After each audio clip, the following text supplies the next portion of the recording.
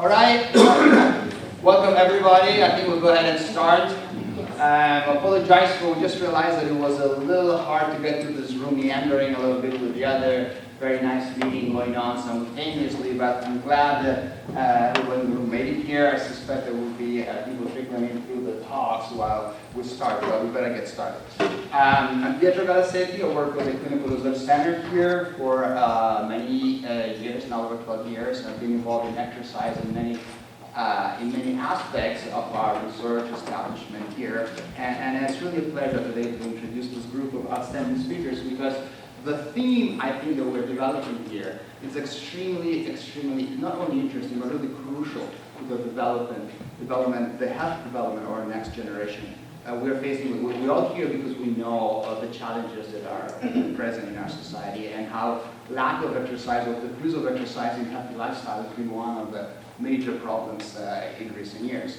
And the common theme that links all the talks today is not only these are all very successful programs, very innovative in many ways, but these programs that try to engage children and adolescents into exercise are not only for the immediate benefit of the exercise program while it's performed, but more importantly are trying to instill in those children the seeds for a lifelong desire and possibility to exercise. So make these people lifelong exercisers is really the theme of all this presentation. And it is becoming very, very difficult. There's so many challenges, lack of time, alternative non-physical options that children have, video games, TV, homework, and so a lot of children these days, or lack of availability, urban development without parks, without open space easily available to children, especially in lower socioeconomic status. So a number of problems, and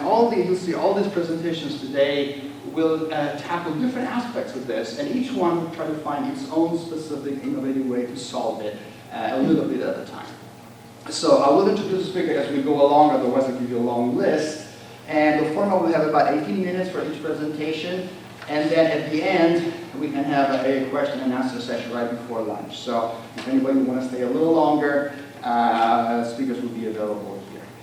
So I'm going to just go ahead and introduce the first speakers, who are Dr. Margaret Schneider and Pam Penn. And Margaret is a researcher here, also at the Clinical Research Center. And Pam has been a long-lasting advocate of physical exercise and works in Marshall Academy of the Arts in Long Beach. Has been a great interactive partner with our research project at UCI. So the title of your project is Fitness States and Heart Rates, Promoting Adolescent Activity Through Physical Education.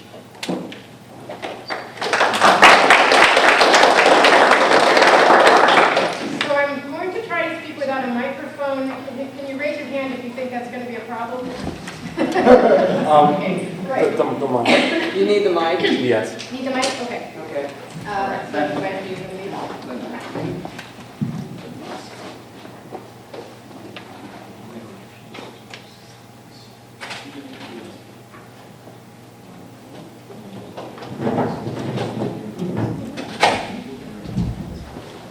Okay, is that good then? Yeah. Okay.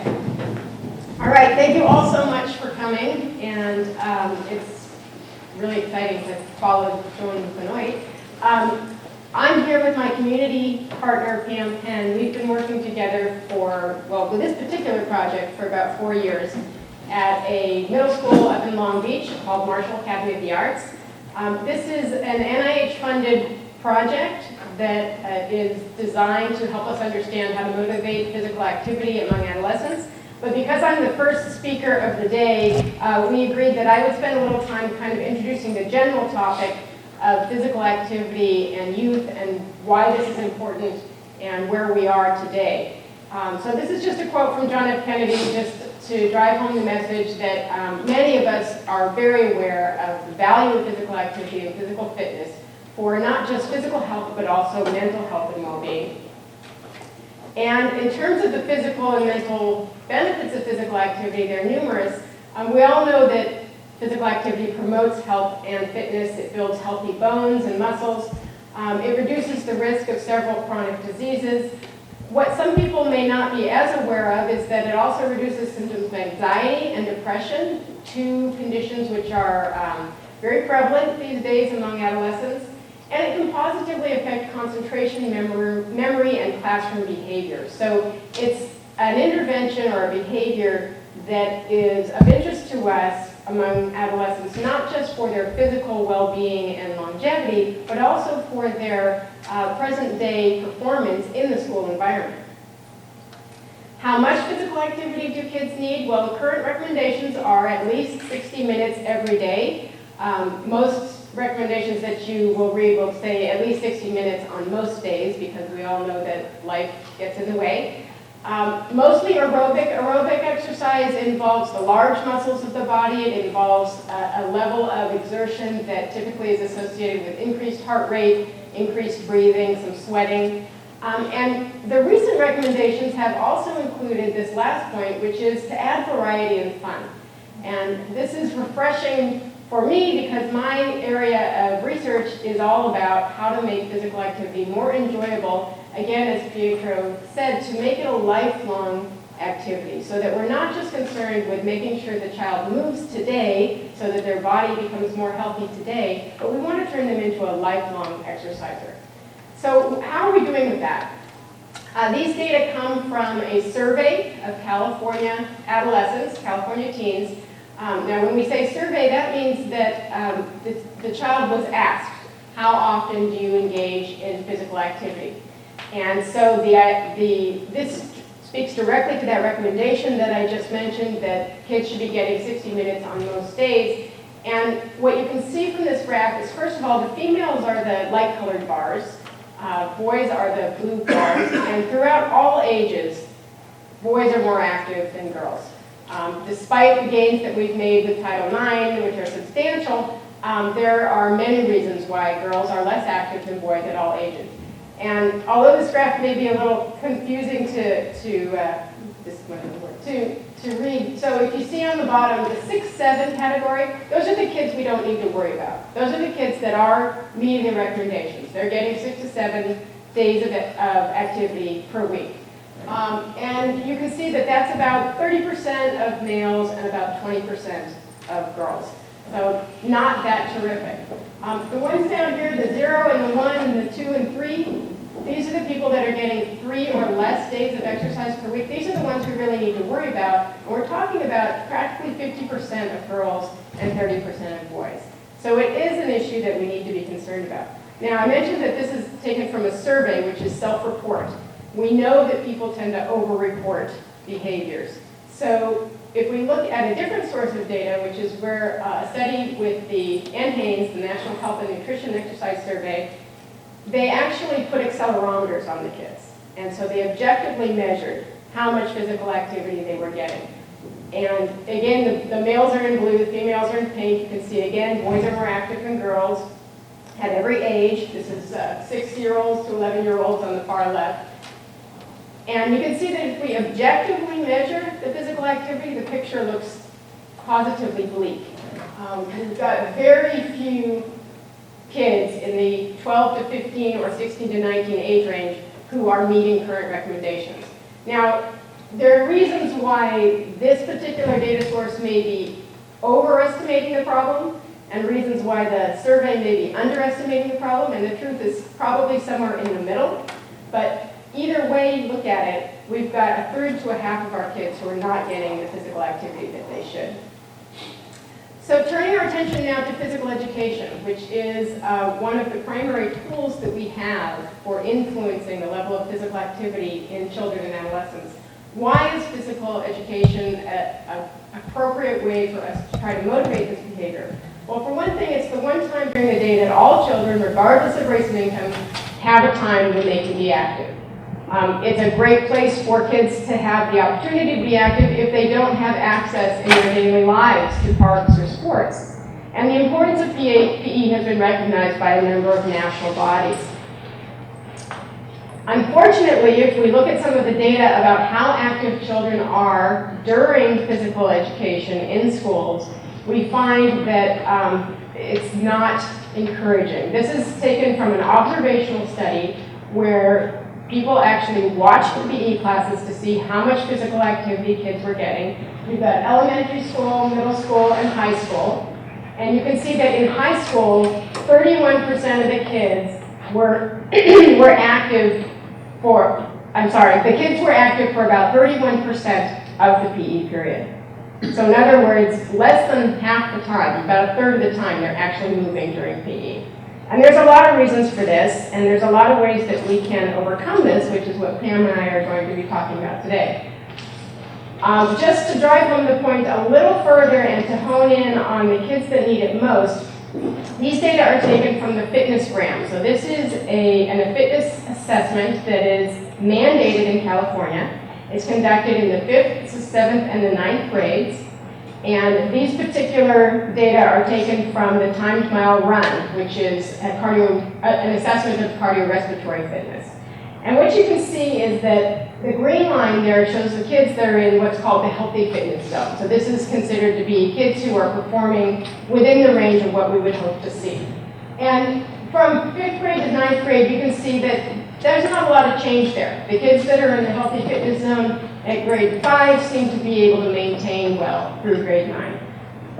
What's of concern is if you look at the red line, which shows the kids that are in the needs improvement health risk zone. So these are the kids who are performing sufficiently below where we would hope to see them that it's a cause for concern. And you can see that the numbers of these kids is going up over time. So in other words, the kids who need it most are not improving over time. They're actually getting worse over time. So now quickly, just a few words about the study that we're conducting at Marshall, and then I'm going to turn it over to Pam Penn, who's going to discuss some of the amazing strategies that they use at Marshall Academy of the Arts to effectively promote physical activity among adolescents. This is just a list of some of the many people who've been involved in this study. It's just a way of acknowledging my partners. Wendy's in the audience here, and she's our program coordinator, project coordinator. And the research has been funded by the National Institutes of Health and supported by the Institute for Clinical and Translational Science here on campus. Here's a picture of our team during one of our trainings that we have at the school. One of the unique aspects of this study is that the entire study takes place on the school site. This school has been an amazing partner for us and has given us a classroom which is devoted as a clinical assessment laboratory on campus. So the kids never leave campus. We take them out of their PE class and bring them into our clinical laboratory to conduct all of our assessments and then put them back in PE class. So we essentially have no missing data, which is really fantastic. So the hypothesis of this study was that reluctant exercisers will benefit from an intervention that encourages them to exercise during PE at an intensity that feels good to them.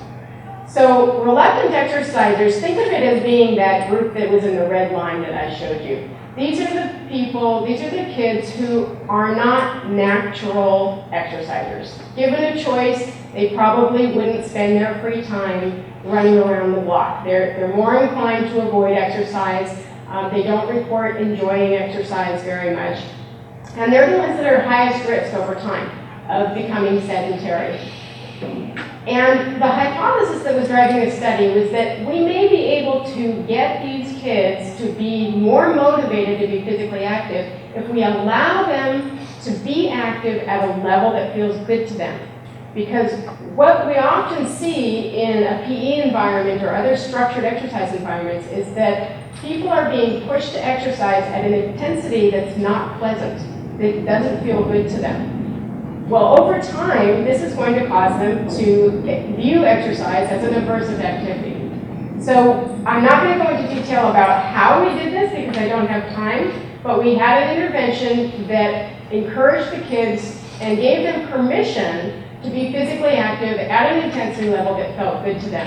And this table just shows you, very quickly jumping to some results, that we did find an impact.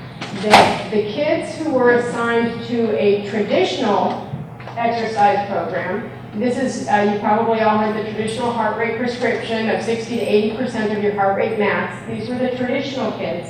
And you can see that the reluctant kids started with the dark bar at the beginning. That was their motivation level. So their motivation level was up there about 5.8 at the beginning, and their motivation actually dropped over time. So this traditional program was causing them to become less motivated to be physically active. Compared to the right-hand side of the graph, which I've identified as affective there, these are our kids that were given permission to exercise at a level that felt good to them. And there you see a slight increase in their motivation level. So what this tells us is that you can't, and all of this was implemented through the PE program. It tells us that you can tailor a PE program to meet the needs of different subgroups of adolescents. And remember, our goal is to create lifelong exercisers.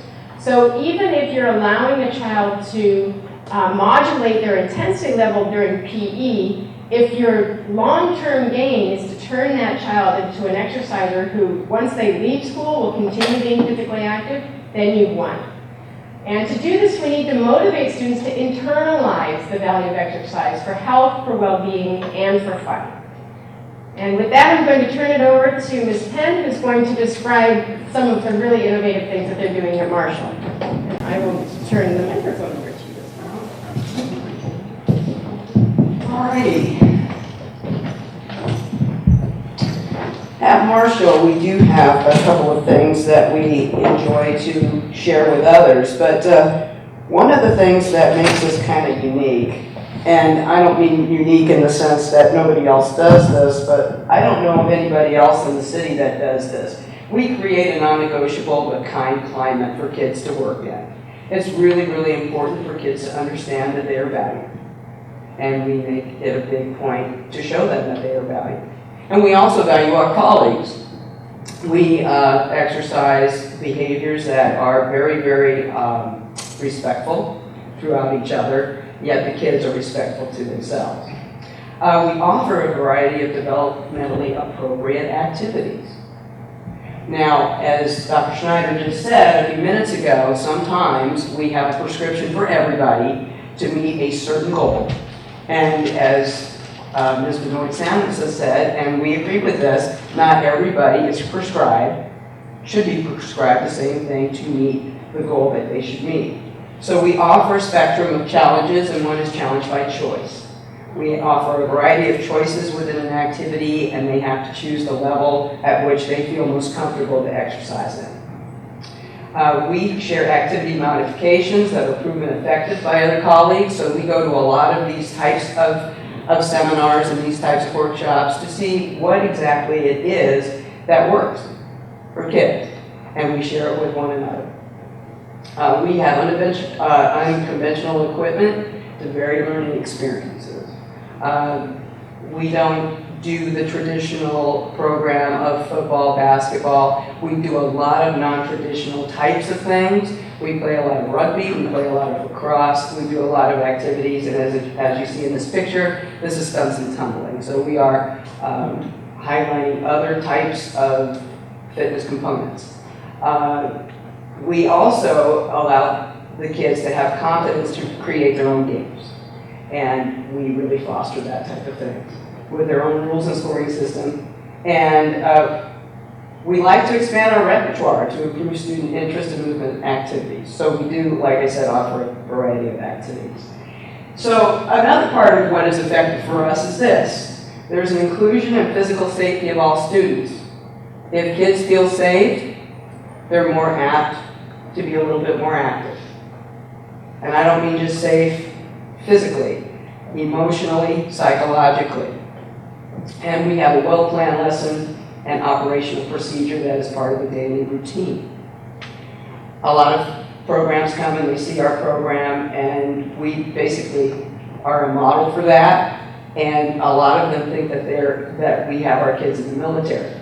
And that's not it at all. We think that structure is a very, very important part of the day.